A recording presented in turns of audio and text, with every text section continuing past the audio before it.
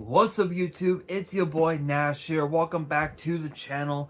Now before we get started with this week's episode of Yu-Gi-Oh's biggest issue, the road to 200 subs has now come to a close and we are now 235 subs away from hitting 500 subs, and who knows, maybe we might hit 500 subs by the end of the year. Only time will tell, but as I had said in previous videos, if this channel does get to 500 subs, I will open up this Korean LOB booster box in its entirety, excuse me, on the channel that I got from my partners over at Collector Store. So be sure to check them out. Link and address will be in the description below. By checking them out, not only does it support them, it also supports the channel, and I would greatly appreciate it. On the hopes to potentially pull a Blue Eyes White Dragon, a Dark Magician, a Red Eyes Black Dragon, a piece of Exodia, Monster Reborn, Pot of Greed. The possibilities are out there.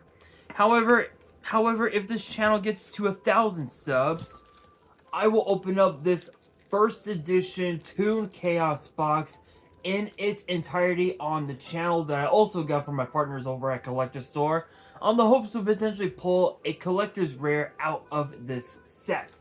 But with that being said, if you guys want to see these boxes get opened, maybe you guys want more episodes of WWE's biggest issue, maybe you guys want more episodes of Yu-Gi-Oh's biggest issue, deck profiles, card discussions, WWE topic videos, or maybe, just maybe, you guys want some premium live event predictions and results. Well, if you guys want all of that and more, my channel is the place to be. So if you guys are new to the channel, and I know that a lot of you guys are, because now less than 70% of you guys are watching the content, but you guys are not even subscribed. And to top it all off, we got to get more women to watch the content as well. So if you guys are watching the content, you like the content, and you want more of the content, but you guys have not subscribed as of yet, then make sure you guys do indeed subscribe to the channel, turn on the notification bell, smash that thumbs up button on this video, and as always, make sure you guys are following me on all of my social media. All of my ads will be in the description below, as will the info to my fan mail. It will also be in the description as well. And I want you guys to post in the comments below answering the question of the day, which is basically this week's episode of Yu-Gi-Oh's biggest issue. But the question of the day is this: what are your guys' honest thoughts on Konami's newest OCG set known as Quarter Century Trinity box? Let me know down in the comments below, and that is exactly what we're going to be talking about for this week. Is exactly that. Konami has released a new set called Quarter Century Trinity, which supposedly, which apparently is going to be released right before Christmas. So it's going to be pretty interesting, but it's weird. It's weird because usually with these quarter century cards, with these quarter century boxes that Konami releases, they usually end up giving us some really cool reprints, but they also give us new cards for archetypes that saw a lot of play, back, before. But nowadays, the only time you would see those decks get played is on Master Duel, and that's pretty much it. This time around, this is gonna be a bit of a weird set. But here's the full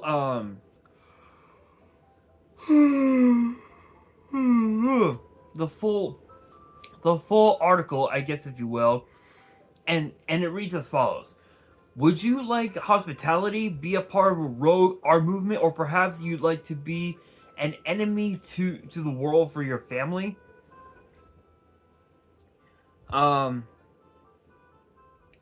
The super ultra luxurious limited edition item set Quarter Century Trinity box is confirmed for release on on December 21st, 2024. This product comes with a special pack as well as a special acrylic key as well as special acrylic key holders featuring the Yu-Gi-Oh illustrations, or rather Yu-Gi-Oh illustrations, sorry, but contains 5 items inside in total. Yu-Gi-Oh OCG dual OCG quarter century Trinity box. Again, will be released December 21st, and it contains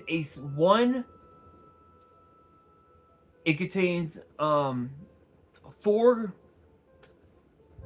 quarter century Trinity box special packs, 10 cards per pack with 60 different cards.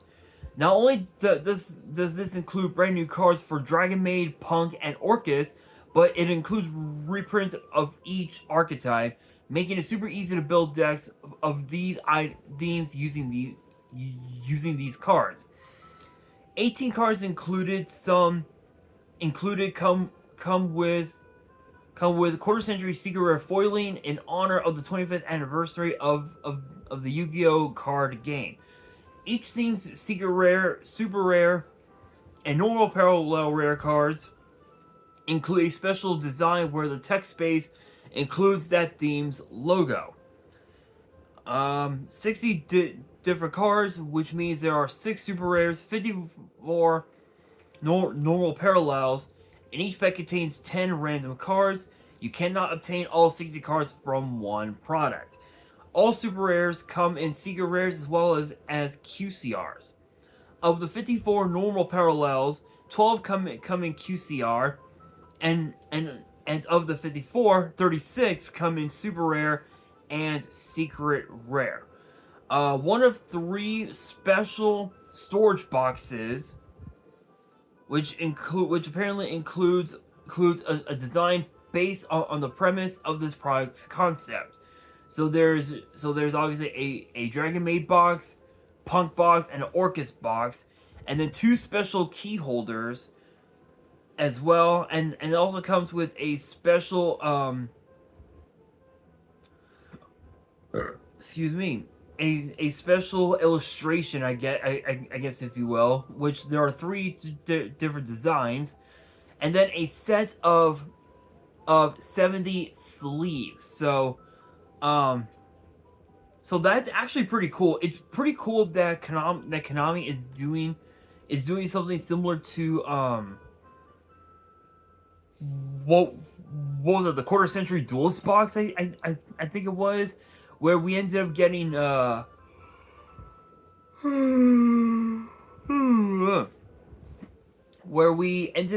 new cards, I think for what was it, for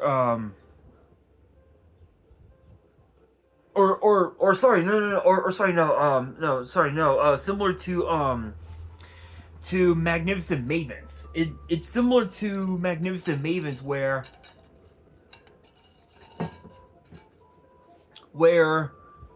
you get 4 pack. I think it's like 3 or 4 packs or something like that, plus some sleeves, which is really cool. I think honestly, I think the idea of getting new Dragon Maid support, new Punk support, and new Orchid support, I don't think that was the right call. And the reason why I say that is because with Punk, you really don't see the Punk cards get played all that much as like a pure build. You only see them as either like side deck cards or perhaps like a small package in a deck that can actually work with the Punk cards. And I think on Master Duel, I saw a few people play the Punk cards in decks like Dark World, and for some reason even also Cyber Dragon as well, which is pretty weird. And then Dragon Maid. I mean, don't get me wrong. Dragon Maid it's an okay archetype. I mean, yeah, sure, you can probably build your board to where you get like 2 or 3 negates or something like that.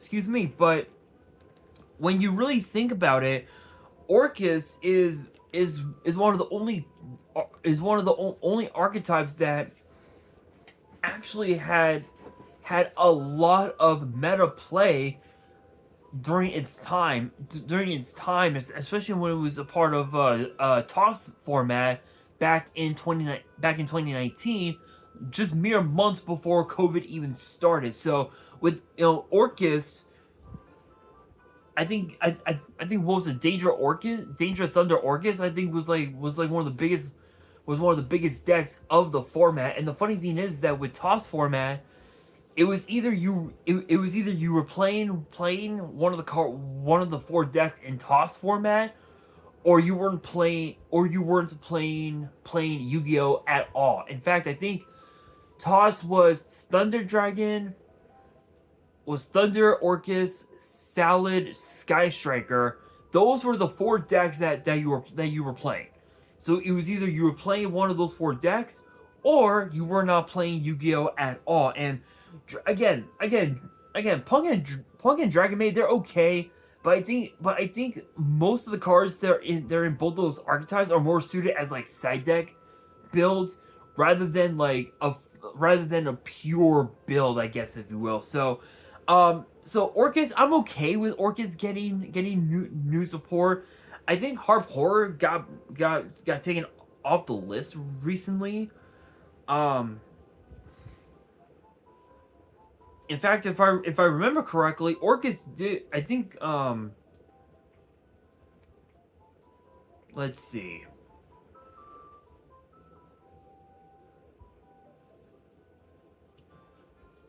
Orcus, I believe, got taken off the list recently, and I think it's pretty cool that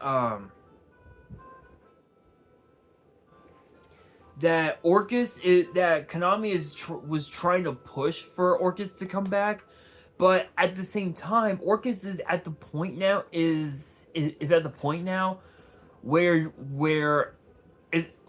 especially on Master Duel, Dingirsu is like one of the biggest cards on Master Duel because that card is just a house.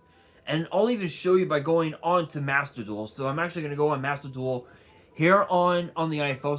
So give it a second. Let's give it a second. So I'm officially on Master Duel on the iPhone. And yes, this is actually the only place where I can actually play Master Duel is on the iPhone.